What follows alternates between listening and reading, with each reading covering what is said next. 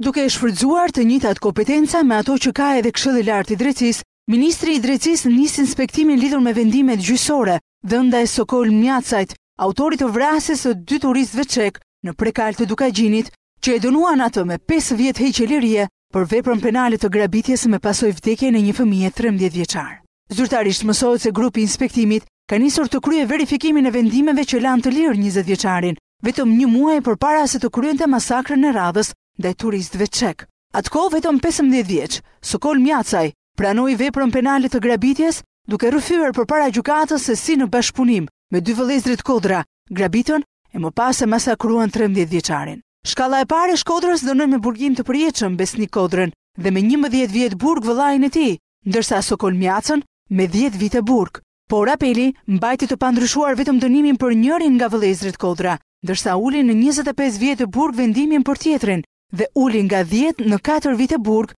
masën e dënimit për autorin e vrasjes së turistëve çek. Në këtë vendim, një kopje të cilet e siguroi Ora News, shkalla e dytë e apelit të Shkodrës ndryshoi cilësinë e veprës penale nga vrasja e një fëmijëri e kryer në bashkëpunim në moskallëzim krimi dhe sigurimi kushteve për të kryer vepra penale.